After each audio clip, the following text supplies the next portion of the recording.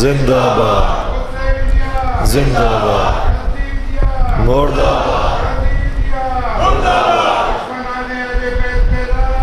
بے شمار بے شمار یا علی یا علی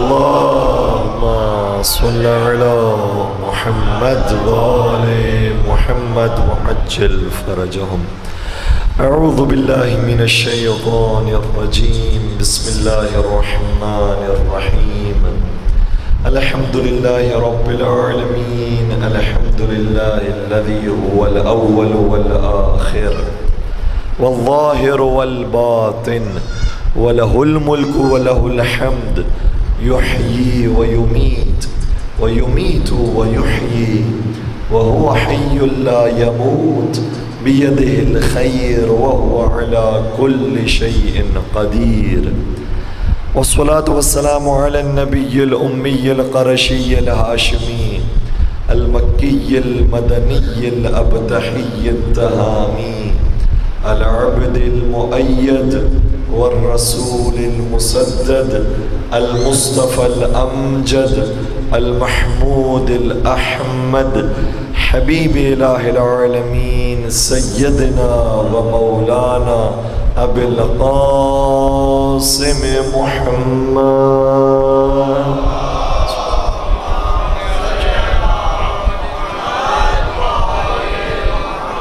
وعلى أهل بيته الطيبين الطاهرين المعصومين المظلومين الذين لم قدر. ہماری گفتگو کل یہاں تک پہنچی تھی کہ نبی نے شاہ فرمایا تھا کہ انا وعلی ابوا هذه الامہ، میں اور علی اس امت کے باپ ہیں، اور ہر باپ اپنی اولاد سے بڑی محبت کرتا سے بٹک، اور باپ میں اور ایک ٹیچر میں فرق یہ ہوتا ہے کہ ٹیچر صرف اپنے پڑھانے سے مطلب رکھتا ہے، اسے یہ غرض نہیں ہے کہ یہ پڑھانے کے بعد پاس ہوتا ہے یا فیل ہوتا ہے، لیکن ماں باپ کے اندر ایک محبت کا عنصر ہوتا ہے کہ نہ صرف وہ تعلیم دینا چاہتے ہیں بلکہ محبت کے ساتھ اسے راہ راست پر بھی رکھنا چاہتے ہیں۔ اور دوسری حدیث کے اندر یہ بھی آیا ہے کہ علی مرتضیٰ صرف اس امت کے باپ نہیں ہیں بلکہ ایک اور مقام پر ارشاد فرمایا یا علی انت ابو التراب، علی تم اس مٹی کے بھی باپ ہو جس مٹی سے انسانوں کو پیدا کیا گیا۔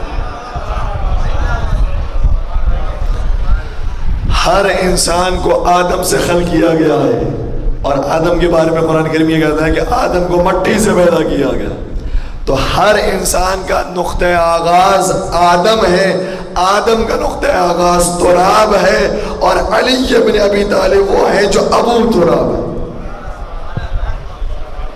جو آدم علیہ السلام کے بھی نقطہ آغاز ہیں۔ تو دوسری طرف سے ہمیں یہ بھی ملتا ہے کہ علی ابن ابی طالب ہمارے اس اعتبار سے بھی باپ ہوتے ہیں کہ وہ تراب کے بھی باپ ہیں۔ آج ہماری طبیعت تھوڑی سی ناساز ہے، تھوڑا سا ساتھ دیجیے گا صلوات پڑھ کے محمد ہوا۔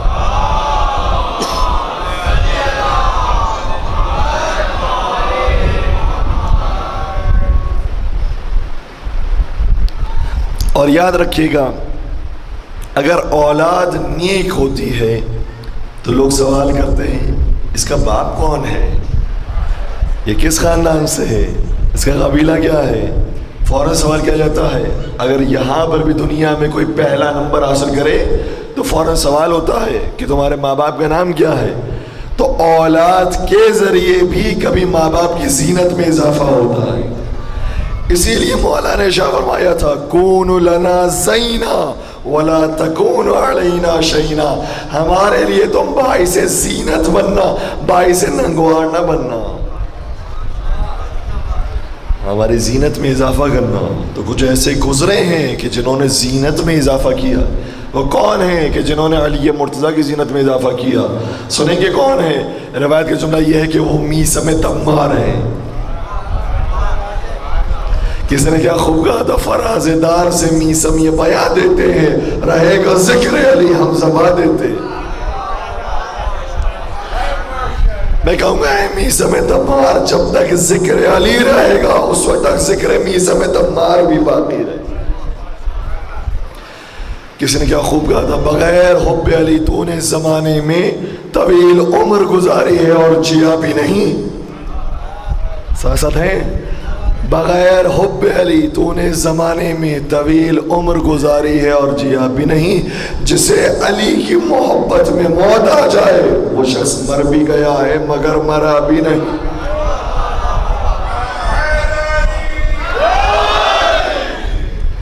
تو کچھ ایسے گزرے ہیں کہ جنہوں نے اپنے امام کی زینت میں اضافہ کیا ہے. جناب کمیل ابن زیاد نخعی ہو، جناب حبیب ابن مظاہر ہو، جناب مالک اشتر ہو. جناب مالک اشتر کے بارے میں مولا شاہ فرماتے ہیں کہ مجھے جو نسبت نبی سے ہے مالک کو وہ نسبت مجھ سے ہے. اللہ اکبر، کیا مقام پایا ہے. اور ایک روایت کا جملہ یہ ہے کہ حضرت ابو ذر غفاری نبی اکرم حضرت محمد مصطفیٰ صلی اللہ علیہ وسلم کی خدمت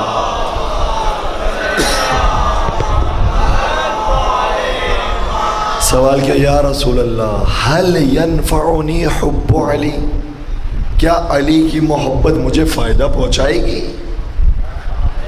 اس سوال کے جواب میں نبی انتظار کرتے رہے جبرائیل کا، اور جبرائیل جواب لے کر آئے پروردگار عالم سے. یعنی اب جان لیجئے وہ جواب دیا جا رہا ہے وہ حدیث قدسی ہے، خدا کی طرف سے جواب آیا.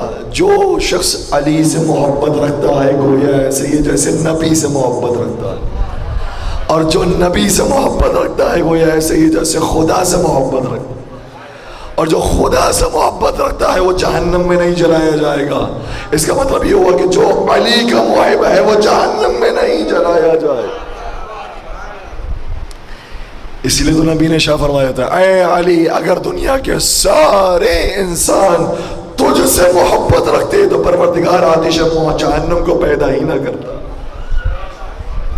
صحیح ہے.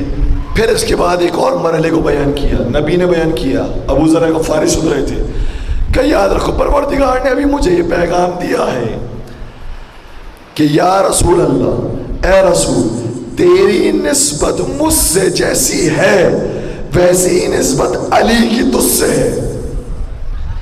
اور پھر آگے ارشاد فرمایا جو سننے کے قابل جملہ ہے، توجہ رکھیے گا، میں دیکھنا چاہتا ہوں کہ اس کے خریدار کتنے ہیں.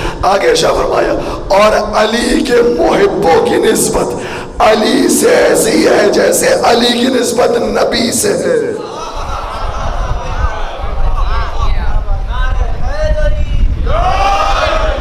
کیا مقام پایا ہے. علی نبی کے بھائی ہیں تو علی کے محب بھی علی کے بھائی ہیں. اللہ اکبر، اس سے بڑا مقام بھی ہو سکتا ہے انسان کا. اتنا قریب کر دیا آپ کو مولا متقیان کے، اتنا عزیز بنا دیا ہے انسان کو. حالانکہ ہم غریب، ہم فقیر، ہم مسکین، نادان انسان ہیں، لیکن اس کے باوجود ہمیں امیر کائنات کے برابر کر دیا، ان کے پہلو میں لا کر کھڑا کر دیا. کیوں؟ یہ ان کا لطف و کرم ہے. دنیا والے ایسے ہوتے ہیں اگر وہ صاف لباس پہن کر آئیں تو اپنے قریب کسی میلے لباس والے کو نہیں بٹھاتے. صحیح ہے نا؟ ایسا ہی ہوتا ہے. جو صاف لباس میں آیا ہوتا ہے، جو خود امیر ہوتا ہے، وہ کبھی بھی اپنے برابر میں کسی غریب کو نہیں بٹھاتا، سادے شخص کو نہیں بٹھاتا، کسی میلے انسان کو نہیں بٹھاتا. لیکن یہ وہ ہیں جو یطہرکم تطہیرا کے مصداق ہیں اور اپنے قریب گنہگاروں کو بٹھاتے ہیں تاکہ ان گنہگاروں کے گناہوں کو معاف کر کے انہیں اپنے جیسا بنا دیں. اتنے اپنے قریب لے کر آ جائیں. البتہ فرق رہے گا، علی ہیں، محب ہیں. کیسا فرق رہے گا؟ مثال دی گئی اور یہ مثال روایت کے اندر موجود ہے. علی کی مثال نور کی طرح ہے، نور کی طرح ہے علی کی مثال. اگر کوئی نور کے قریب آ جاتا ہے تو خود نور نہیں بنتا لیکن نورانیت آ جاتی ہے. سورج کے اندر نور موجود ہے، سورج نور دینے والا ہے. اگر چاند سورج کے قریب آ جائے، ہائے ہائے ہائے ہائے، تو چاند کے اندر بھی نورانیت آ جاتی ہے. صحیح ہے، سورج رہے گا، چاند رہے گا، نور دینے والی ذات سورج کی ذات ہے. لیکن اگر اس کے قریب آ جائیں گے تو وہ روشنی انسان کے اوپر بھی آ جائے گی اور وہ انسان کو نورانی بنا دے گی. بالکل ایسی ہی مثال ہے کہ اگر آگ لگی ہوئی ہو اور اس کے قریب لوہے کو لا کر رکھ دیا جائے تو صحیح ہے آگ کا رنگ ہے، آگ کے اندر روشنی موجود ہے، لیکن لوہا قریب آنے کے بعد وہی رنگ اختیار کر لے گا جو آگ کا رنگ ہے۔ اگر یہ سرخ ہے تو لوہا بھی سرخ ہو جائے گا، اگر یہ لال ہے تو لوہا بھی لال ہو جائے گا، اگر یہ پگھلانے والا ہے تو لوہا بھی پگھلنے والا ہو جائے گا، لیکن لوہا لوہا رہے گا، آگ آگ رہے گی۔ اسی طریقے سے نور علی رہے گا، جتنے قریب ہوتے جائیں گے ویسی ہمارے اندر نورانیت آتی چلی جائے گی۔ درود پڑھ دیجئے محمد و آل محمد۔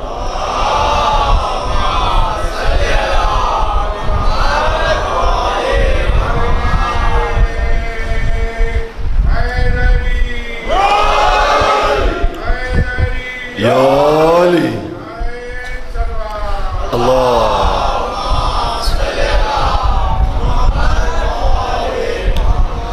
اب آئیے اس جملے پر جو ہمارے سرنامہ کلام کی آیت کا جملہ ہے۔ دو ہی جگہ پر تقریباً پورا قرآن کے اندر یہ لفظ آیا ہے۔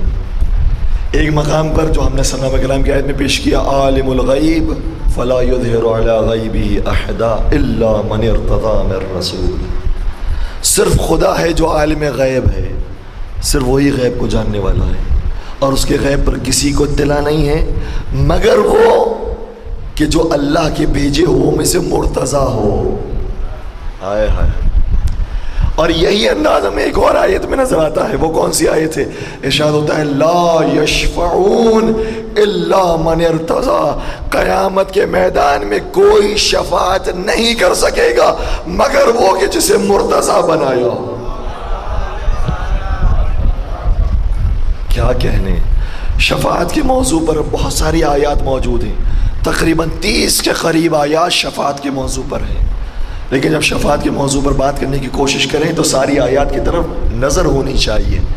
بہت ساری آیات میں کہا گیا ہے کہ قیامت کے میدان میں کوئی شفاعت نہیں ہوگی، یہ بھی ہے قرآن کریم میں، لیکن ذرا دیکھیے تو صحیح کہ جہاں پر قرآن نے کہا ہے کہ کوئی شفاعت نہیں ہوگی تو کس کی شفاعت نہیں ہوگی؟ یہودیوں کے بارے میں کہا کہ ان کی شفاعت نہیں ہوگی، مشرکوں کے بارے میں کہا ان کی شفاعت نہیں ہوگی، بت پرستوں کے بارے میں کہا ان کی شفاعت نہیں ہوگی، جو باطل پر ہیں حق کا مقابلہ کرنے کے لیے آئے کہا ان کی شفاعت نہیں ہوگی۔ لیکن اگر کوئی مومن ہو لیکن اس کے ایمان میں ذرا کمی رہ گئی، عمل میں ذرا کوتاہی رہ گئی، اگر وہ محشر کے میدان میں پہنچے گا تو پروردگار نے مرتضی کو رکھا ہے ایسوں کی شفاعت کرنے کے لیے۔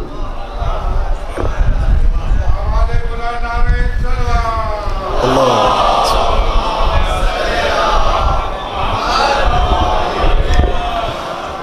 کتنی شفاعت ہوگی، کتنی رحمت ہوگی، آپ تصور نہیں کر سکتے۔ آج میں آپ کی خدمت میں صرف روایات کی روشنی بیان کر رہا ہوں، محسوس کیجئے گا کتنی شفاعت اہل بیت کریں گے۔ باپ ہے نا، باپ اپنے اولاد کو چلتا ہوا نہیں دیکھ سکتا، کتنی شفاعت ہوگی۔ ہمارے اور آپ کے چھٹے امام جعفر صادق علیہ السلام بیان فرمایا،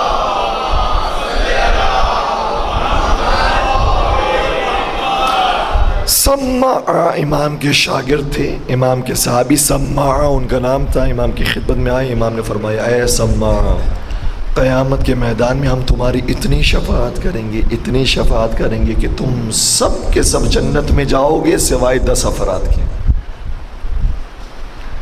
کوئی سبحان اللہ نہیں ہوگی، کیوں؟ کیونکہ دماغ میں یہ 10 افراد تو جہنم میں جلیں گے، معلوم تو کرے وہ 10 کون ہیں؟ نہیں عزیز ہو، امام کا جملہ آگے بڑھا، امام نے شاہ فرمایا ہے سماع، وہ جو 10 رہ جائیں گے ان 10 میں سے بھی 5 کی شفاعت ہم کر دیں گے۔ پھر امام نے آگے فرمایا نہیں سماع، جو 5 رہ جائیں گے ان میں سے بھی 2 کی شفاعت ہم پھر کر دیں گے۔ پھر آگے شاہ فرمایا جو 3 رہ جائیں گے ان میں سے بھی 2 کی شفاعت ہم کر دیں گے۔ پھر فرمایا جو 1 رہ جائے گا تم میں سے اس کی بھی شفاعت کریں گے اور سب کو جنت میں لے جائیں۔ اتنا کرم ہوگا، اتنا کرم ہوگا انسان سوچ نہیں سکتا۔ کیوں؟ کیونکہ کبھی بھی باپ اپنی اولاد کو چلتا ہوا نہیں دیکھ سکتے، ہر ایک کو جنت کی طرف لے جائیں گے، ہر ایک کو لے جائیں گے۔ اور میں آپ سے کہوں گا آپ کا مقام بہت بلند ہے، آپ چھوٹے مقام کی طرف نہ جائیے. بالخصوص اپنے نوجوان دوستوں سے عرض کروں گا, ہم یہ نہ سوچیں کہ ہمارا شمار شفاعت پانے والوں میں ہوگا یا نہیں ہوگا, ہم یہ سوچیں کہ ہمارا شمار شفاعت کرنے والوں میں ہوگا یا نہیں ہوگا.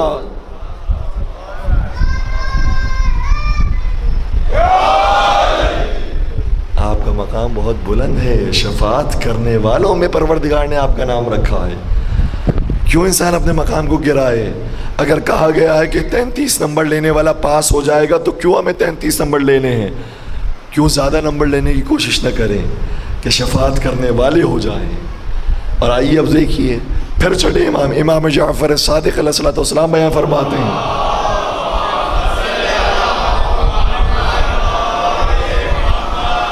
اور یہ حدیث بڑی خوبصورت ہے. امام فرماتے ہیں میں نے اپنے بابا سے سنا, انہوں نے اپنے بابا سے سنا, انہوں نے اپنے بابا سے سنا, انہوں نے اپنے بابا سے سنا. یہ سلسلہ آپ کو کسی اور مسلک کے اماموں میں نظر نہیں آئے گا. یہ سلسلہ صرف مذہب اہل بیت کے اندر آپ کو دکھائی دے گا. اگر ہمارا بارواں بھی ہو تو کہتا ہے میں نے اپنے بابا سے سنا. ورنہ دکھائیے دنیا میں بڑے بڑے امام گزرے ہیں, لیکن کسی امام کے اندر یہ جرأت نہیں ہے کہ کہے کہ میں نے اپنے بابا سے, انہوں نے اپنے بابا سے یہ حدیث سنی ہے. صرف ہمارے امام ہوئے. یہ سلسلہ اتنا پاک و پاکیزہ ہے, اتنا پاک و پاکیزہ یہ سلسلہ ہے کہ امام احمد ابن حنبل نے کہا اگر اس سلسلے کے راویوں کو کسی دیوانے پر پڑ جائے اور اگر وہ عاقل ہو جائے تو تم تعجب نہ کرنا. ارے کیا ہستیاں ہیں, کیا مبارک اور مقدس شخصیات ہیں کہ اگر ان کے ناموں کو بھی اگر کسی دیوانے پر پڑھ دیا جائے اور وہ عقل مند ہو جائے تو انسان کو تعجب نہیں ہونا چاہیے. سبحان اللہ. چھٹے سرکار نے شاہ فرمایا میں نے اپنے بابا سے, انہوں نے اپنے بابا سے, انہوں نے اپنے بابا سے, یہاں تک کہ مولا متقیان امیر المومنین حضرت علی ابن ابی طالب صلی والسلام نے شاہ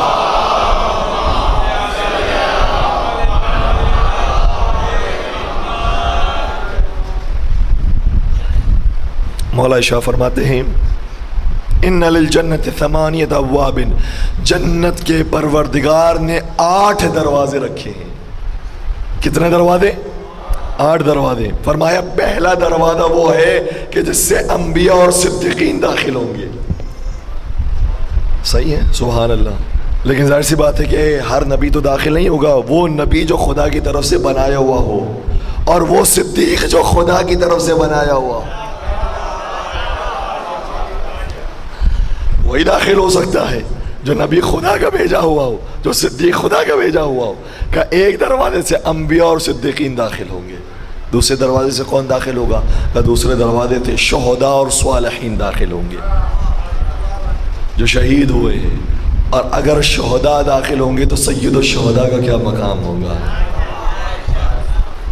صالحین داخل ہوں گے, نیک افراد داخل ہوں گے. پھر مولا کا جملہ سنیے گا جو آپ کے بارے میں ہے. مولا نے شاہ فرمایا اور باقی 5 دروازوں سے شیعہ حیدر کرار داخل ہوں گے.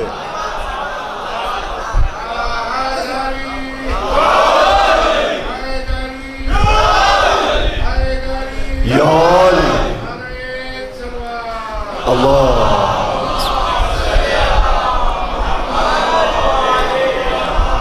اور مولا شاہ فرماتے ہیں ہر شیعہ جب جنت میں داخل ہو جائے گا تو اس کا مقام اتنا بلند ہوگا کہ خدا اس شیعہ کو اجازت دے گا کہ پھر یہ 70,000 لوگوں کی شفاعت کر سکے گا. شفاعت پانے والوں میں نہیں, شفاعت کرنے والوں میں اس کا نام شامل ہو. تو اپنا مقام اتنا بلند کریں کہ شفاعت پانے والوں میں نہیں, شفاعت کرنے والوں میں ہمارا نام شامل. ٹھیک ہے. اگر آپ توجہ سماعت فرما رہے ہیں تو میں نے کتنے دروازوں کا ذکر کیا ہے؟ 8 میں سے کتنے دروازوں کا ذکر ہو چکا ہے؟ 7 کا ذکر ہوا ہے, 1 دروازہ باقی. وہ 1 دروازہ کس کے لیے؟ امام شاہ فرماتے ہیں, فرمایا اور وہ 1 دروازہ ان باقی مسلمانوں کے لیے ہے کہ جن کے دل میں رائے کے دانے کے برابر بھی بغض اہل بیت موجود نہ ہو. نہیں پہنچے آپ. کتنے دروازے؟ نہیں, ان کے لیے کتنے دروازے؟ ان کی اکثریت آج ہے یا ہم اکثریت میں ہیں؟ امام شاہ فرما رہے 5 دروازے شیعہ نے حیدر کرار کے لیے اور 1 دروازہ ان باقی مسلمانوں کے لیے جن کے دل میں رائے کے دانے کی برابری بغض اہل بیت نہ ہو. اس کا مطلب یہ ہوا کہ جو آج اقلیت میں ہے وہ وہاں اکثریت میں ہوں گے.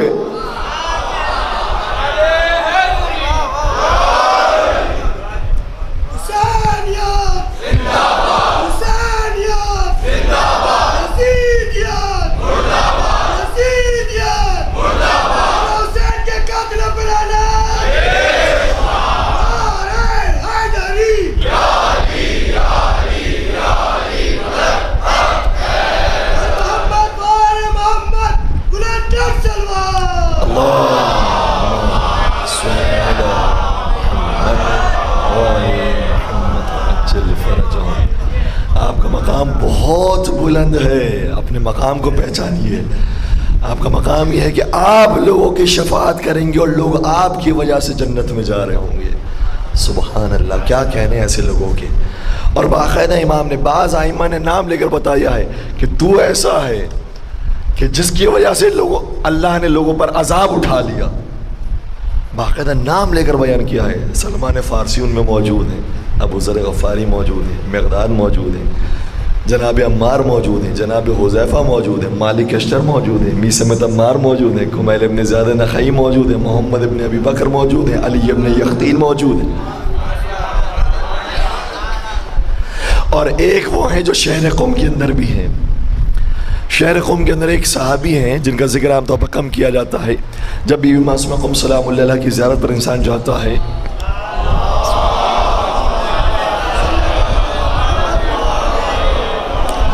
تو بی بی کے حرم کے احاطے سے باہر ایک قبرستان ہے جس کا نام ہے قبرستان شیخان. اس قبرستان کے اندر بہت سارے شہداء کی، علماء کی قبریں موجود ہیں، لیکن جو سب سے بڑا مزار اس قبرستان کے اندر ہے اس صحابی کا نام ہے جناب زکریا بن آدم. نام ہے ان کا جناب زکریا بن آدم. 8ویں امام حضرت امام علی رضا علیہ السلام کے زمانے میں زندگی گزار رہے تھے.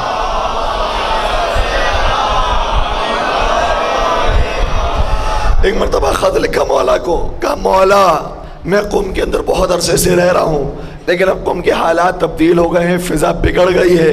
اب کچھ نوجوان ایسے آ گئے ہیں کہ یہاں پر وہ محرمات انجام دیتے ہیں، گناہ کے کام کرتے ہیں. میرا دل نہیں چاہتا کہ میں شہر قم میں باقی رہوں، میں چاہتا ہوں کہ کسی اور شہر میں چلے جاؤں. سنیے گا نہ چھوڑنا، کیونکہ تمہاری وجہ سے پروردگار نے اہل قم سے عذاب کو اٹھا لیا. میں سوال کروں گا، اے زکریا بن آدم آپ کیا نبی ہیں؟ اگر کوئی حقیقی معنوں میں شیعہ بھی بن جاتا ہے تو اس کے صدقے سے عذاب اٹھا لیا جاتا ہے. کیا مقام ہے. اور اب اگر زکریا بن آدم کا یہ مقام ہے تو خود بی بی معصومہ قم کا کیا مقام ہوگا. سننا چاہیں گے بی بی کا کیا مقام ہے؟ بی بی کے بارے میں ذرا کم بیان کیا جاتا ہے. بی بی کا مقام یہ ہے کہ ان کی جو زیارت نامے کے اندر ایک جملہ آتا ہے. یہ زیارت نامہ بھی کس نے لکھا؟ ایسا نہیں کہ کسی عالم نے لکھا. ہم جاتے ہیں حضرت عبداللہ شاہ غازی کے مزار پر تو ان کی زیارت اگر موجود بھی ہے تو امام نے تو نہیں بتایا ہے کہ عبداللہ شاہ غازی کے مزار پر یہ تمہیں زیارت پڑھنی ہے، نہیں بتایا. اسی طریقے سے بہت سارے امام زادے ایسے ہیں کہ جن کی زیارتیں موجود ہیں لیکن امام نے نہیں فرمایا ہے کہ ان کی زیارت پر جاؤ تو یہ زیارت پڑھا کرو. کیوں؟ کیونکہ زمانہ محدود تھا، ہر ایک کے بارے میں زیارت بیان نہیں کی گئی. بہت سارے افراد ایسے ہیں جو بڑے مقرب، بڑے مقدس، بڑے محترم تھے، اس دنیا سے چلے گئے لیکن ان کی زیارت ہم تک نہیں پہنچ سکی.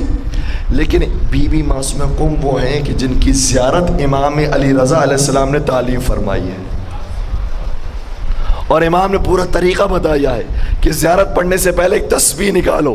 وہ تسبیح حضرت فاطمہ زہرا ہے، یہ تسبیح حضرت بی بی معصومہ قم ہے. اور اس کا فرق بھی آپ سن لیجئے. حضرت زہرا کی جو تسبیح نکالی جاتی ہے اس میں 34 مرتبہ اللہ اکبر ہے، 33 مرتبہ الحمدللہ، پھر 33 مرتبہ سبحان اللہ. بی بی معصومہ قم کی جو تسبیح ہے اس میں 34 مرتبہ اللہ اکبر تو ہے، لیکن پہلے 33 مرتبہ پھر سبحان اللہ آتا ہے، پھر 33 مرتبہ الحمدللہ آتا ہے. یہ ترتیب کا فرق ہے.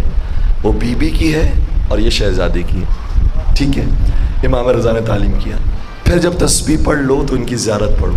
اور زیارت بڑی خوبصورت ہے. السلام علی آدم صفوۃ اللہ، السلام علی نوح نبی اللہ، السلام علی ابراہیم خلیل اللہ، السلام علی موسیٰ کلیم اللہ، السلام علی عیسیٰ روح اللہ. سارے انبیاء پر سلام پہنچایا گیا، پھر ایک ایک کر کے معصومین پر سلام پہنچایا گیا، پھر خود بی بی پر سلام پہنچایا گیا، یہاں تک کہ مولا رضا نے شاہ فرمایا اب جب بی بی کا اوپر سلام پہنچا دیا ہے، اس مرحلے پر آ گئے ہو، تو اب اپنے دل و جان سے یہ جملہ ادا کرو، یا فاطمہ اشفعی لی فی الجنہ، اے بی بی فاطمہ معصومہ آپ جنت میں میری شفاعت کر دیجیے.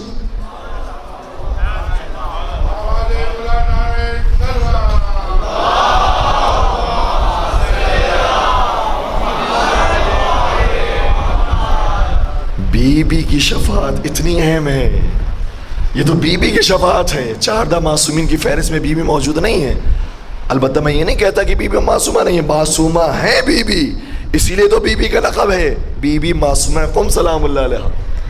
اور یہ معصومہ کا لقب کیسے ملا؟ خود 8ویں سرکار نے اپنی بہن کو یہ لقب دیا ہے. فرمایا تھا منظار المعصومۃ بقم کمن زارنی، جس نے قم میں میری بہن معصومہ کی زیارت کی گویا ایسے جیسے مشہد میں میری زیارت کی. ایک وہ معصوم ہوتے ہیں جو خدا کی طرف سے معصوم بنائے جاتے ہیں، ایک وہ معصوم ہوتے ہیں جو معصوم کی زبان سے معصوم بنائے جاتے ہیں. کیا شہزادی زینب کبریٰ سلام اللہ علیہ کے بارے میں امام سجاد کے جملہ یاد نہیں ہے کہ مولا نے شاہ فرمایا تھا اپنی پھوپھی کے بارے میں انتی بحمد اللہ عالمۃ غیر معلمہ وفہمۃ غیر مفہمہ. اے پھوپھی جان آپ ایسی عالمہ خاتون ہیں جس نے دنیا میں آ کر علم حاصل نہیں کیا. ہائے ہائے ہائے میری آواز تو دب گئی ہے، آپ کی آواز تو اٹھی بھی ہونی چاہیے. رات کی اس تاریخی میں آپ بیٹھے ہوئے ہیں محب اہل بیت بن کر ذکر علی سننے کے لیے، ایک باواز بلند صلوات پڑھ دیجئے محمد و آل محمد پر.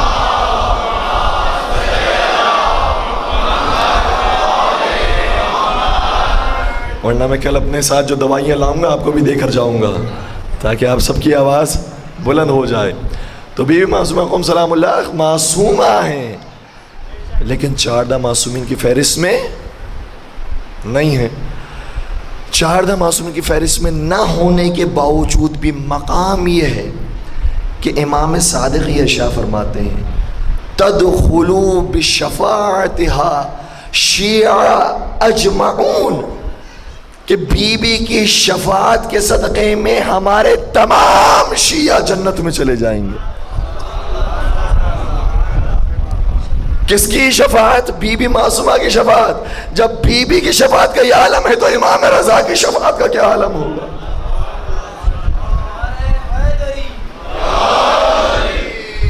بی بی کی پاک شفاعت ہے. اور اس سے ہمیں یہ بھی سمجھ میں آیا ہے کہ جب انسان جنت میں جائے گا تو شفاعت کرنے والا بھی ہوگا اور ان ہستیوں سے شفاعت پانے والا بھی ہوگا. ہائے ہائے ہائے، ایسا نہیں ہے کہ جو شفاعت کرنے والا ہے وہ شفاعت پانے والا نہیں ہے، جو شفاعت پانے والا ہے وہ کرنے والا نہیں ہے. نہیں، دونوں طرف سے معاملہ ہوگا. کچھ کی شفاعت کرنے والے ہوں گے، کچھ سے شفاعت پانے والے ہوں گے.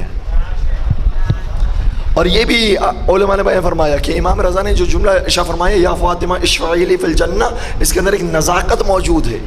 یہ نہیں فرمایا اے بی بی آپ جنت میں جانے کے لیے میری شفاعت کر دیجئے، یہ نہیں ہے جنت میں جانے کے لیے، بلکہ فرمایا اشفعی لی فی الجنہ، آپ جنت میں جانے کے لیے نہیں بلکہ جب میں جنت میں پہنچ جاؤں تو میرے درجات میں بلندی کے لیے آپ میری شفاعت کر دیجئے گا.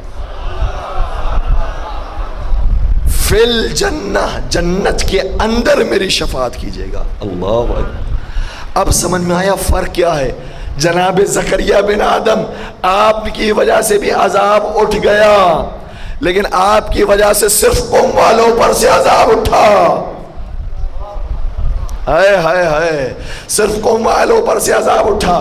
خراسان والوں پر سے آپ کی وجہ سے عذاب نہیں اٹھا، عراق والوں پر سے آپ کی وجہ سے عذاب نہیں اٹھا، پاکستان والوں پر سے آپ کی وجہ سے عذاب نہیں اٹھا، ہندوستان والوں پر سے آپ کی وجہ سے عذاب نہیں اٹھا. لیکن بی بی معصومہ قوم کا مقام یہ ہے کہ تمام شیعہ ان کی شفاعت کے صدقے میں جنت میں جانے والے. ایک مل کر درود پڑھ دیجیے عظمت حضرت بی بی معصومہ.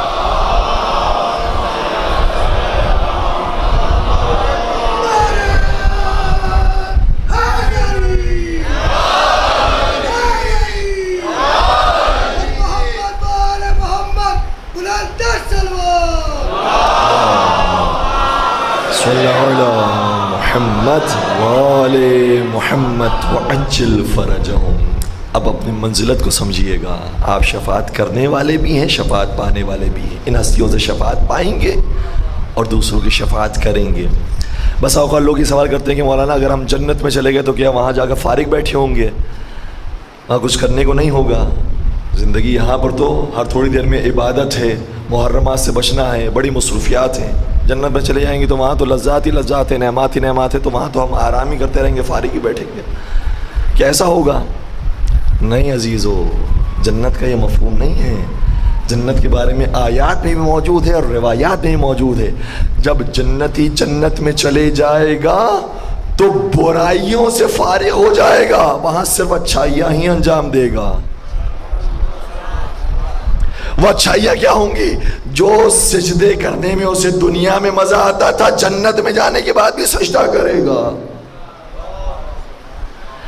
جس زیارت میں اسے دنیا میں مزہ آتا تھا, وہ زیارت میں جنت میں بھی لطف آئے گا. ہائے ہائے ہائے ہائے. یہاں پر آپ حرم امام رضا کی زیارت کرتے تھے, وہاں خود امام رضا علیہ الصلوۃ والسلام کی. وہاں کرنے کو بہت کچھ ہوگا, وہاں انسان کی معرفت میں اضافہ ہوگا. روایت کے اندر جملہ یہ آیا ہے, جنت کے اندر اتنے ہی درجات ہیں جتنی قرآن میں آیات ہیں. مختلف درجات ہیں. تو انسان کوشش کرے گا کہ میں اعلیٰ درجے پر جاؤں. جنت کے اندر بھی کوشش ہوگی کہ میں اعلیٰ سے اعلیٰ درجے پر جاؤں, میں محمد و آل محمد کے قریب ہو جاؤں, ان کی صحبت میں آ جاؤں, ان کے حصار میں آ جاؤں, ان سے گفتگو کروں, ان کا دیدار کروں. تو جنت میں بھی انسان کوشش کرے گا کہ اپنے معرفت میں, اپنے درجات میں اضافہ کرے.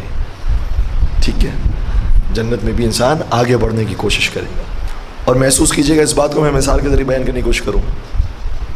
اگر ہم کسی دعوت میں جائیں, میں اپنے نوجوان سے کروں, دعوت میں جائیں اور کوئی بچہ اپنے گھر والوں, اپنے ماں باپ, اپنے بڑے کے بغیر دعوت میں چلا جائے, تو ہو سکتا ہے وہ دعوت میں جانے کے بعد وہاں کھا پی کر آ جائے گا, رہ کر آ جائے گا, لیکن اس کو جتنی عزت اپنے باپ کے ساتھ جانے سے ملے گی, اتنی عزت بغیر باپ کے جانے سے نہیں ملے گی. بس یہی مسئلہ ہے. اگر تم ویسے ہی جنت میں پہنچ گئے تو صحیح, تم جنت میں چلے جاؤ گے, لیکن اگر نبی اور علی کی ہمراہی میں پہنچے,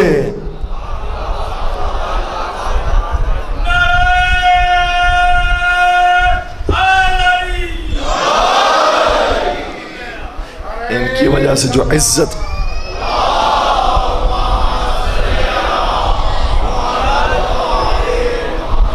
اس لیے خدا نے قرآن میں فرمایا ہے وَابْتَغُوا إِلَيْهِ الْوَسِيلَةَ, مجھ تک پہنچنے کے لیے وسیلہ تلاش کرو. تو وسیلہ انہی کا تلاش کیا جائے گا جو خدا کی طرف سے بنائے گئے ہیں, اور جو سب سے بڑے وسیلے بنائے گئے ہیں وہ محمد مصطفیٰ, علی مرتضیٰ, فاطمہ زہرا, حسن مجتبیٰ اور امام حسین سید الشہداء علیہ السلام.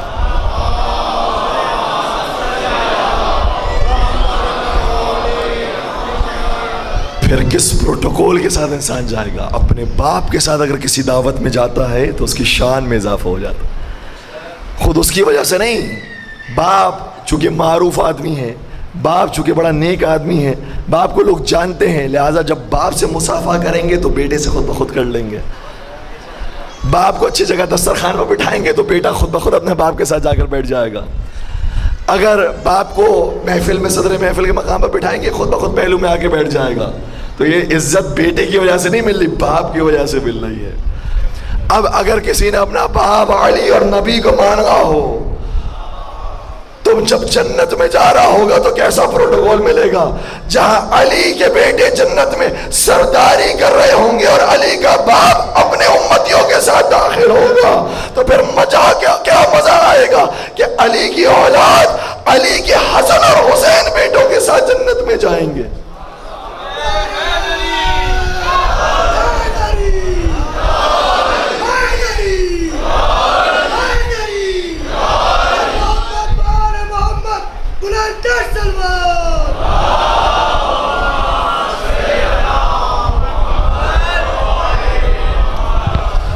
تو اپنے باپ کی ہمراہی اختیار کیجیے, باپ کی جو صحبت میں رہے گا باپ کی وجہ سے خود بھی پروٹوکول پائے گا.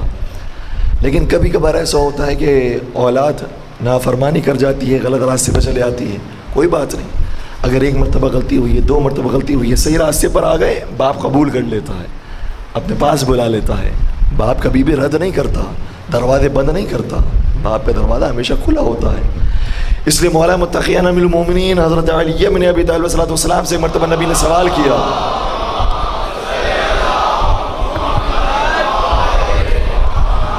یہ سارے مولائیوں کے, سارے محبوں کے سننے والی روایت ہے. نبی نے سوال کیا, اے علی, اگر کوئی تمہارے سامنے گناہ کرے اور تم اس کے عیب کو جانتے ہو, تم کیا کرو گے؟ مجھے بتائیے, اگر باپ اپنی اولاد کے عیب کو جانتا ہے تو وہ کیا کرتا ہے؟ لوگوں کو بتاتا ہے یا چھپاتا ہے؟ مولا نے فرمایا, یا رسول اللہ, اگر مجھے کسی کا عیب پتہ بھی چل گیا, کسی کا گناہ پتہ بھی چل گیا, میں چھپا دوں گا. نبی نے سوال کیا, اے علی, اگر دوبارہ وہی غلطی کرے پھر کیا کرو گے؟ کہ دوبارہ میں جا کر چھپا دوں گا. کیا کرتا ہے باپ؟ یہی کرتا ہے نا. پھر تیسری مرتبہ غلطی کرے, کیا کرتا ہے؟ مولانا نے فرمایا, اگر تیسری مرتبہ وہی غلطی بھی کرتا ہوا نظر آئے, میں اپنی ابا لے کر جاؤں گا اور اس کے عیب کو چھپا دوں گا. لوگوں کے سامنے اس کے گناہ کو نکلنے ہی نہیں دوں گا. یہ ہے آپ کی اہمیت. اگر انسان سے غلطی بھی ہو جائے گی, مولا آتے ہیں, آپ کے عیب کی پردہ پوشی کرتے ہیں, جنت میں آپ کے عیب کو چھپانے والے ہوں گے, کہیں آپ کا عیب آشکار نہیں ہوگا. اس وقت نبی نے علی کو ایک ایسا جملہ ارشاد فرمایا جو آپ نے جنگ احد میں جبرائیل کی زبان سے سنا ہے. کیا فرمایا؟ نبی نے فرمایا, لا فتح الا علی, علی جیسا کوئی جوان نہیں ہے.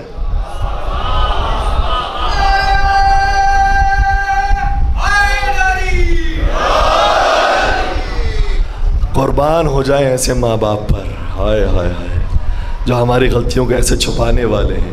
ورنہ دنیا کے اندر باپ بھی اگر ہو, کوئی بڑی غلطی انسان سے ہو جائے, اولاد سے ہو جائے, ایک مرتبہ چوری کرتے ہوئے پکڑا گیا, تھانے جا کر اس کی ضمانت کروا لے گا, لیکن دوسری مرتبہ اگر چوری کی پھر بڑی مشکل سے ضمانت ہوگی, اور اگر تیسری مرتبہ یہی حرکت کی, دروازے بند کر دیے جائیں, اس سے میرا کوئی تعلق نہیں ہے, اس کو میں نے آگ کر دیا. تو دنیا کے ماں باپ ہوتے ہیں, اگر بچہ نافرمان ہو جائے اور بڑی بڑی غلطیاں کرنا شروع کر دے تو باپ بھی دروازہ بند کر دیتا ہے. وہ علی جیسا کریم باپ ہے. غلطیوں پر غلطیاں کرنے کے باوجود بھی ان کی بارگاہ میں آ جاؤ تو ایسے سینے سے لگاتے ہیں جیسے ہور کو سینے سے لگایا تھا. یہ ہیں ہمارے معصومین. اگر کہیں غلط راستے کی طرف بھی انسان نکل گیا ہے, پریشان نہ ہو, ابھی بھی دروازہ کھلا ہوا ہے, معصومین کے دروازے پر آ جائے, معصومین سینے سے لگائیں گے آپ کو. اور جو ہمارا شفاعت کا عقیدہ ہے, اس کو تھوڑا سا سمجھیے گا. شفاعت بالکل ایسی ہی قیامت کے میدان میں ہوگی جیسے ہماری مجلس کا تبرک ہوتا ہے. کیا مطلب؟ جب انسان مجلس کے اندر آ رہا ہوتا ہے تو اس کو پتہ نہیں ہوتا کہ تبرک میں کیا ملے گا, تبرک کتنا ملے گا, اور بس اوقات تبرک نہیں بھی ملتا, لیکن گھر سے امید لے کر نکلتے ہیں کہ مجلس میں آئیں گے تو تبرک ملے گا. بالکل یہی مثال قیامت میں شفاعت کی بھی ہوگی. ہمیں نہیں معلوم شفاعت کتنی ملے گی, کیسے ملے گی, کس حد تک ملے گی, ملے گی بھی یا نہیں ملے گی, لیکن جس طرح سے تبرک کی امید ہوتی ہے اسی طریقے سے شفاعت کی امید ہے. اگر کوئی شفاعت کا عقیدہ رکھتا ہے تو اس کا یہ مطلب نہیں ہے کہ اس کو گناہ کرنے کی اجازت مل گئی ہے, بلکہ امید یہ ہے کہ شفاعت کے ذریعے تمہارے درجات میں پروردگار اضافہ کر دے گا. اور اس کی مثال بالکل ایسے ہی ہے کہ جیسے شفاعت معصومین کے ذریعے انسان جنت میں پہنچے گا, اسی طریقے سے انسان رحمت رب العالمین کے ذریعے بھی جنت میں داخل ہوگا. یہ امید دلاتی ہے, انسان کو امیدوار بناتی ہے. دروازہ کھلا ہوا ہے تمہارے, آؤ حسین کے در پر آ جاؤ, اور علی کے در پر آ جاؤ. یہ دروازہ ہم ہر سال کھولتے ہیں ماشاءاللہ سے. بڑی تعداد میں لوگ جمع ہیں اس رات کے پہر میں. کیوں جمع ہیں؟ کیوں یہ کسی اور جگہ پر نہیں گئے؟ کیونکہ معلوم ہے کہ یہاں پر معافی کا دروازہ کھلتا ہے. اور ایک سوال ہمارے نوجوان دوستوں نے کیا ہے، بس میں اس سوال کا جواب دے کر بات کو ختم کر دوں گا. کہتے ہیں کہ مولانا ہم آتے ہیں مجلس کے اندر، آپ کی باتیں سنتے ہیں، دیگر علماء کرام کی باتیں سنتے ہیں، ذاکرین کی باتیں سنتے ہیں، محبت علی دل کے اندر جاگتی ہے، ہم آتے ہیں مولا کے راستے پر اور صحیح راستے پر آنے کی کوشش کرتے ہیں، لیکن کچھ دن نہیں گزرتے کہ شیطان پھر سے ورگلاتا ہے، پھر سے انسان گناہ کی طرف چلا جاتا ہے، پھر سے موبائل کی طرف چلا جاتا ہے، پھر سے حرام کی طرف چلا جاتا ہے. ہم کیا کریں؟ میں انشاءاللہ تفصیل سے بعد میں بیان کروں گا، صرف آج مختصر گفتگو کی حد تک ایک جملہ کہنا چاہتا ہوں. اس میں صرف اولاد کا قصور نہیں ہے، کبھی کبھار ہم بھی قصوروار ہوتے ہیں. تربیت اولاد سے پہلے تربیت والدین کی ضرورت ہے. کسی نے چینل پر بڑا خوبصورت جملہ کہا تھا، البتہ یہ جملہ کہنے کے بعد وہ چینل بند کر دیا گیا. وہ جملہ کیا کہا تھا؟ کیونکہ ماں کے موضوع پر گفتگو تھی تو انہوں نے کہا کہ اگر ماں فاطمہ زہرا جیسی ہو تو اولاد حسن اور حسین ہوتی ہے،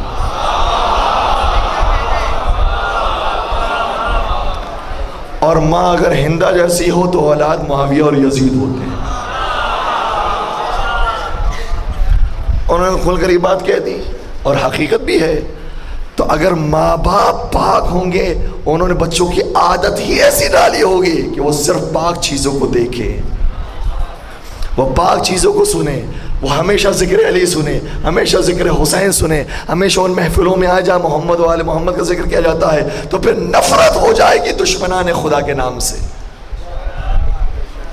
پھر نہیں جائیں گے. دیکھیں ہم کیا کرتے ہیں، جب بچہ پیدا ہوتا ہے تو کچھ ہی دنوں کے بعد کہا جاتا ہے اسے ویکسین کروایا جائے. ویکسین کرنے کا فائدہ کیا ہوگا؟ فائدہ یہ ہوگا کہ ابھی تو یہ بیمار نہیں ہے، لیکن بعد میں اگر حملہ ہوگا تو یہ ویکسین ان بیماریوں کو دور رکھے گی. بچپن میں اپنی اولاد کو ان مجلسوں کے اندر لے کر آئیں اور عادی بنائیں ان نیکیوں کا، تاکہ جب یہ ویکسین لگ جائے محبت حسین کی، پھر جب یہ بڑے ہوں گے تو اگر شیطانی حملے بھی ہوں گے یہ برائیاں خود وہ ویکسین دور کر دے گی.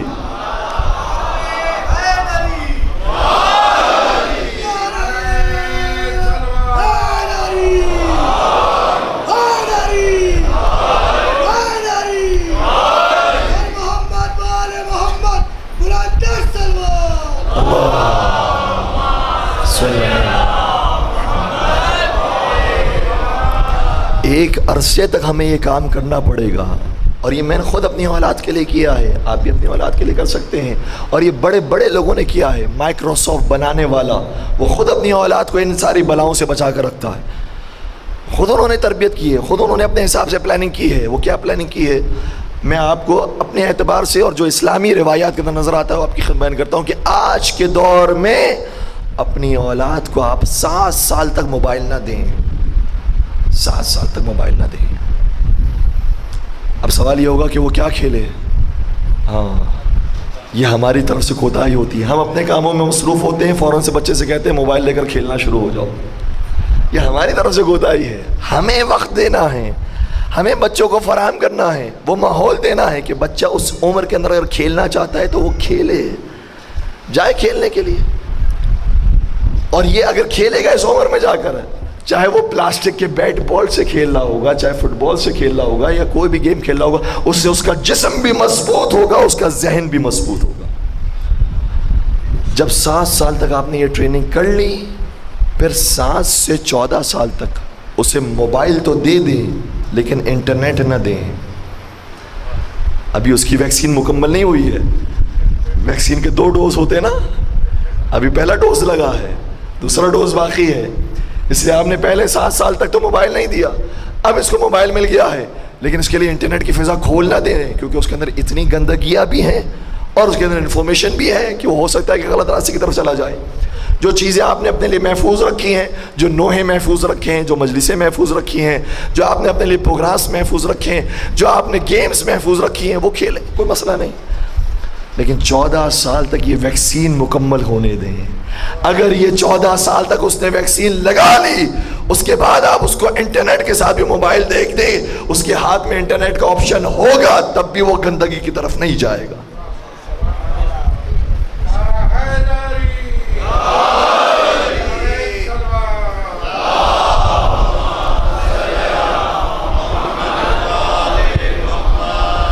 یزید کو اپنے باپ اور اپنی ماں کی طرف سے ماحول جو ملا تھا، اس کے بعد یزید پلید بنا. لیکن اسی یزید کا بیٹا معاویہ ثانی، اس کو اپنے باپ کی صحبت نہیں ملی ہے، اس کو کسی استاد کی صحبت ملی تھی. تو اس نے اس کو محمد وآل محمد کی تعلیمات دی، اسلام کی تعلیمات دی، قرآن کی تعلیمات دی. تو وہی شخص اپنے باپ کے اقتدار پر آتا ہے اور اپنے باپ کی کرسی پر آتا ہے، تو کرسی پر آنے کے بعد اپنے باپ کے نہیں، حسن و حسین کے بابا کے فضائل سناتا ہے اور کہتا ہے کہ میرے باپ نے بھی یہ حکومت چرائی تھی اور میرے دادا نے بھی یہ حکومت چرائی تھی. اس لیے کیا خوب کسی نے کہا ہے کہ پوچھو یزید سے تیرا راج کہاں ہے. ہائے ہائے ہائے، پوچھو یزید سے تیرا راج کہاں ہے، وہ خون سے آلود تیرا تاج کہاں ہے، وہ خون سے آلود تیرا تاج کہاں ہے. زندہ ہے حسین ابن علی، زندہ ہے، لعنت کے سوا ذکر تیرا آج کہاں ہے.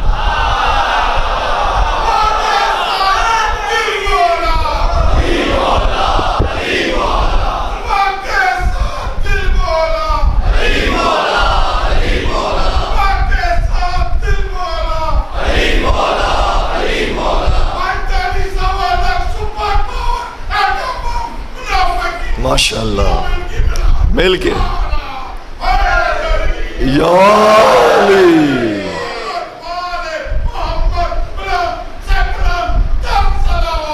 اللہ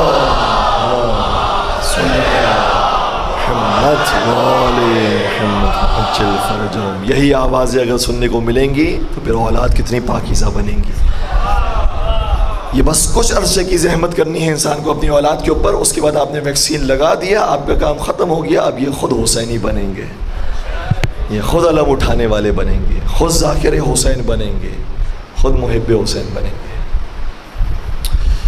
عزیزو، آج تو اس کا ذکر کرنا ہے جس نے ہمیں بتایا ہے کہ اگر تم گناہوں کے اندر بھی ڈوبے ہوئے ہو، حسین کی کشتی اتنی وسیع ہے کہ تم جیسے گنہگار کو بھی اپنی کشتی میں جگہ دیتی ہے. اس کے نام سے ہر ایک واقف ہے. اور آج ہمیں سمجھ میں نہیں آتا کہ ان کا جب نام لیا جائے تو اس حالات کو سناتے ہوئے ان کا نام بغیر علیہ السلام کے ساتھ لیا جائے یا علیہ السلام کے ساتھ لیا جائے. کیا مقام پایا ہے ہور نے. آئے آئے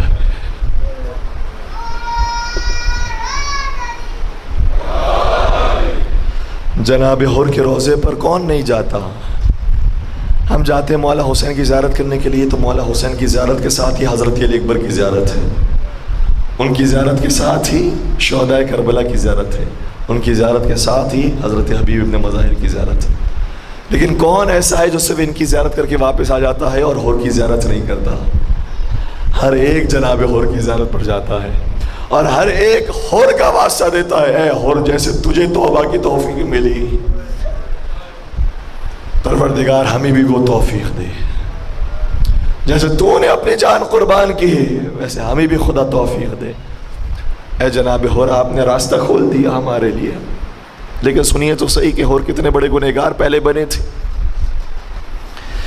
ابن زیاد نے جب بھیجا امام حسین کا راستہ روکنے کے لیے تو شمر کو نہیں بھیجا، عمر سعد کو نہیں بھیجا، حرملہ کو نہیں بھیجا، سنان ابن انس کو نہیں بھیجا، عامر ابن زبیدی کو نہیں بھیجا. بڑے بڑے یہ کافر اور بڑے بڑے فاسق آدمی تھے، لیکن ابن زیاد نے کسی کو نہیں بھیجا.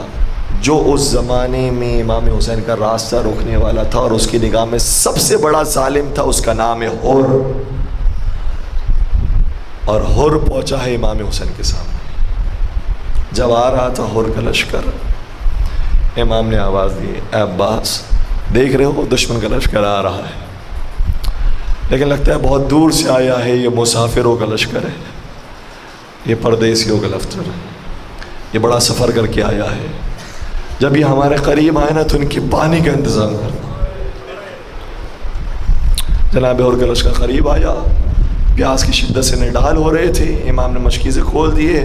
حضرت غازی عباس کی پورے سفر میں ذمہ داری یہ تھی کہ وہ سقا کا کام انجام دیتے تھے، سب کو پانی پلاتے تھے، سب کو پانی پلایا. لیکن راوی یہ کہتا ہے، خود بیان کرنے والا کہتا ہے، علی ابن طحان ان کا نام ہے، کہتا ہے کہ میں حر کے لشکر میں موجود تھا لیکن بہت دور تھا. تو غازی عباس سب کو پانی پلا رہے تھے، لیکن میری طرف کسی کی نگاہ نہیں تھی. تو میں نے کیا دیکھا کہ حسین کی نگاہ مجھ تک پڑ گئی.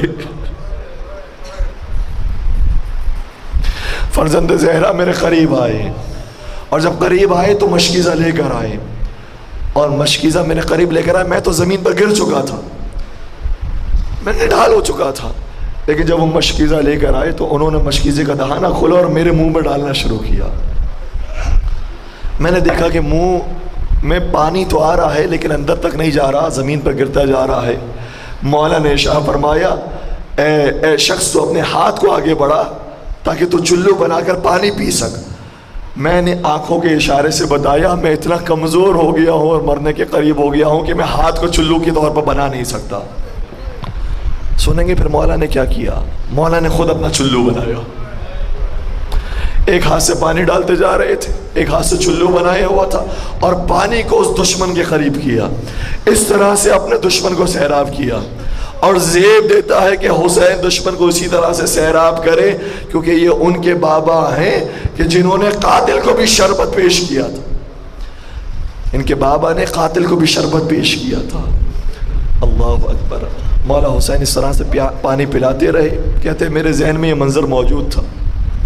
میں کہوں گا اگر تیرے ذہن میں یہ منظر موجود تھا تو اس وقت تو کہاں تھا جب حسین اپنے 6 مہینے کے عسکر کے لیے پانی مانگنے کے لیے آئے تھے.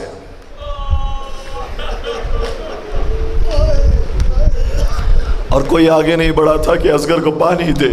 اس وقت تو کہاں کھڑا تھا. عذرکم اللہ، اپنی آوازوں کو آزاد کیجئے گا. میرے سینے میں دم نہیں ہے لیکن بیویوں تک آپ کی آواز پہنچے. محسوس ہو کے حور کا پرسہ بھی قبول کیا جا رہا ہے. بس عزادارو، مولا نے نماز کو آغاز کیا، حور پیچھے پیچھے نماز پڑھنے لگا. جب نماز سے فارغ ہو گئے امام نے تبلیغ کا آغاز کیا، خطبہ بیان کیا. خطبہ حور نے بھی سنا. اس کے بعد مولا اپنے راستے کی طرف آگے بڑھے. جیسے ہی قدم آگے بڑھایا حور قریب آیا اور مولا کے گھوڑے کے لجام کو پکڑ لیا. یہ کتنی بڑی جرأت ہے. رسول کے نواسے کے گھوڑے کے لگام کو پکڑا ہے، علی اور زہرا کے بیٹے کے گھوڑے کے لگام کو پکڑا ہے. یہ کون جرأت کر سکتا ہے عباس کے ہوتے ہوئے؟ کون جرأت کر سکتا ہے علی اکبر کے ہوتے ہوئے؟ یہ حور نے کام کیا. جیسے ہی حور نے یہ کام کیا میرے مولا نے جملہ شاہ فرمایا سقلت کا امک یا حور. حور تیری ماں تیرے ماتم میں بیٹھے، تو نے یہ کیا گستاخی کی ہے؟ جیسے یہ جملے حور نے سنے کہنے لگا آپ نے تو میری ماں کا ذکر کر دیا.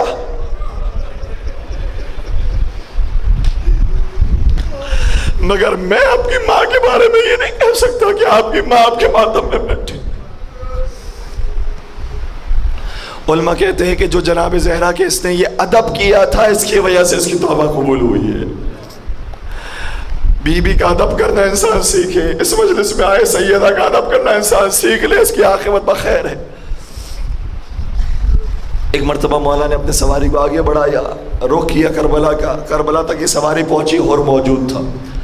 حور نے پھر خط لکھ لکھ کر فوجوں کو بلانا شروع کیا. شمر کا لشکر آتا ہے، عمر سعد کا لشکر آتا ہے، خولی کا لشکر آتا ہے، لشکر پر لشکر آتے ہیں. بیویوں کا دل دہلتا ہے، بیویوں کو رلانے والا ہے حور. حور نے خط لکھ لکھ کر بلوایا تھا، ان کو بھیجو، ان کو بھیجو، فوج بھیجو، حسین کو ہم نے گھیر لیا ہے. یہاں تک کہ 7 محرم کی تاریخ آ گئی، مولا پر پانی بند کر دیا. ابھی بھی حور یزیدی لشکر کے اندر ہے. 9 محرم کی تاریخ آ گئی، حملہ ہو گیا، ابھی بھی حور یزیدی لشکر کے اندر ہے. لیکن ہائے حور نے کہاں سے کہاں کا سفر اختیار کیا. جیسے ہی روز عاشور کا سورج نمودار ہوا، یہاں سے حور کے مقدر کا سورج بھی نکل آئے. جناب حور نے اس صبح عاشور ٹہلنا شروع کیا، اور جب ٹہل رہے تھے گھبرائے ہوئے تھے تو کسی ایک شخص نے آ کر سوال کیا، اے حور مجھے تو ایسا محسوس ہوتا ہے کہ تو گھبرایا ہوا ہے. اگر کوئی مجھ سے سوال کرتا کہ کوفے کا بہادر ترین انسان کون ہے تو میں تیرا نام لیتا. تجھے کیا ہو گیا ہے؟ کس بات کا خوف ہے؟ کہتا مجھے کسی بات کا خوف نہیں ہے، لیکن رات بھر مجھے حسین کے بچوں کی آواز ہے.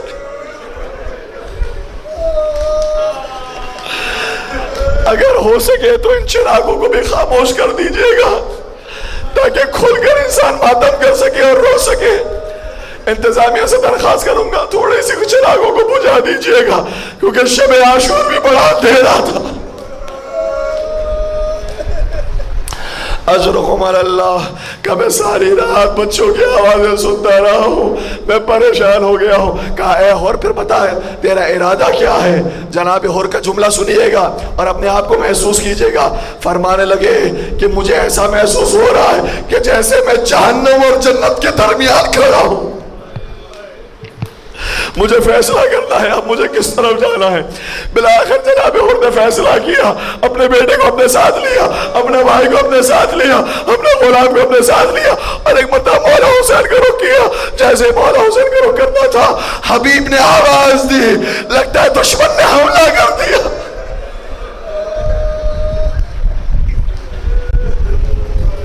سارے صحابیوں نے جوانان بنی ہاشم کو گھیر لیا۔ مولا عباس سے آواز دی، اے بنی ہاشم کے جوانوں اپنے مولا کو گھیر لو۔ یہ وہی ہے کہ جس نے ہم پر حملہ کیا تھا، لیکن اب کیا دیکھا؟ آنے والا تلوار کے ساتھ نہیں آ رہا، نیزے کے ساتھ نہیں آ رہا، بلکہ ہاتھوں میں تو ہتھکڑیاں ہو، جیسے ہاتھ تو باندھے ہوئے ہو، آنکھوں میں پٹی ہو، اپنے سر کو جھکایا ہوا ہے اور دوڑتا دوڑتا امام حسین کے قریب آیا، اپنے آپ کو مولا کے قدموں میں گرایا اور گویا کہا ہوگا اے رحمت للعالمین کے نواسے، کائنات کا سب سے بڑا گنہگار،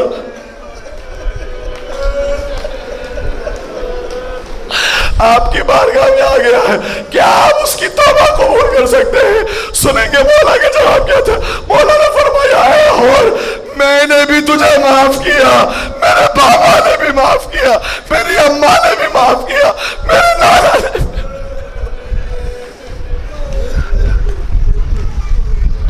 کہاں سے کہاں کا سفر ہور نے کیا ہے اور ہم سب کے لیے راستہ کھول دیا ہے۔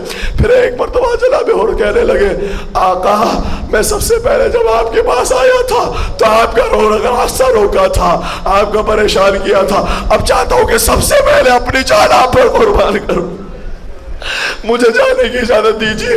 مولا نے فرمایا اگر کوئی اور موقع ہوتا اور تیری جان کسی طرح سے بچا لی جاتی تو میں تجھے کبھی جانے نہ دیتا، لیکن آج تو سبھی کو مرنا ہے، لہٰذا ہم تیری فرمائش کو پورا کریں گے۔ اے اور ہم نے تجھے اجازت دی۔ جناب اور کو اجازت ملی، فرمانے لگے بیٹا پہلے تو میری آنکھوں کے سامنے مر جا تاکہ مجھے یقین ہو جائے کہ تو بھی حسین کے راستے پر ہی مرے گا۔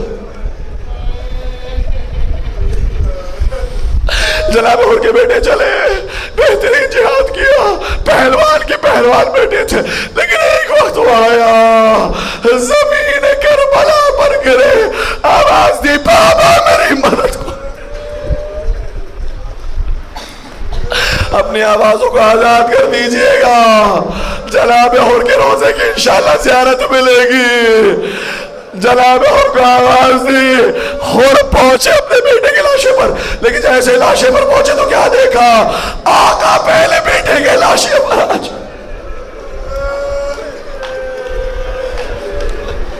کہ مولا آپ کو زحمت ہوئی، میرے بیٹے کا جنازہ تھا، میں خود اٹھا لوں گا۔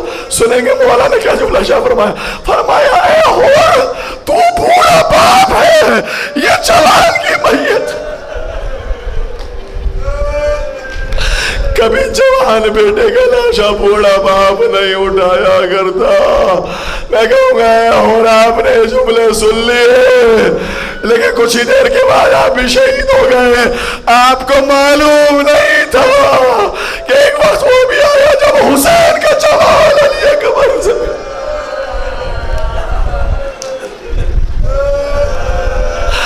اب کون ہے جو مولا کا سہارا بنے اور علی اکبر کی لاش کو اٹھائے؟ بوڑھا باپ جوان کی لاش۔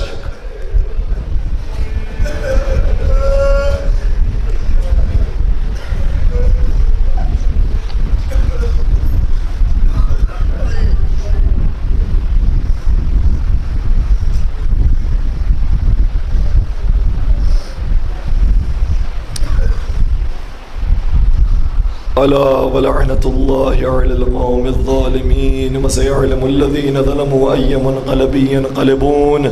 پروردگار ناسوں کے صدقے میں ہم سب کو کربلا معلیٰ کی زیارت نصیب فرما، چاردہ معصومین کی زیارتوں سے مشرف فرما، اجر عمرے کی سعادت نصیب فرما. ان آنسوں کے صدقے میں تمام مریضوں کو شفا کاملہ اور عاجلہ نصیب فرما. بے اولاد مومن کو اولاد صالحہ نصیب فرما. صاحبان اولاد کو اپنی اولاد کی اچھی تربیت کرنے کی توفیق نصیب فرما. پروردگار ان آنسوں کو رومال حضرت سیدہ کائنات میں جگہ نصیب فرما. ان آنسوں کے صدقے میں ہم سب کو شفاعت محمد و آل محمد کا حقدار بنا دے. پروردگار موت کے پہلے لمحے مولا متقیان کی زیارت ہم سب کو نصیب فرما. قبر میں پنجتن پاک کے انوار سے ہماری قبروں کو منور فرما. پروردگار ظالمین اگر قابل ہدایت ہے تو ان کی ہدایت فرما، قابل ہدایت نہیں تو انہیں نیست نابود فرما. مظلومین عالم کی نصرت اور حمایت فرما، اور تمام مظالم سے انتقام کے لیے منتقم خون کربلا حضرت حجت ابن الحسن کے ظہور میں تعجیل فرما. ہمیں ان کے آوان و انصار عاشقین محبین میں شمار فرما. ربنا تقبل منا انك انت السميع العليم وتب علينا انك انت التواب الرحيم برحمتك يا ارحم الراحمين.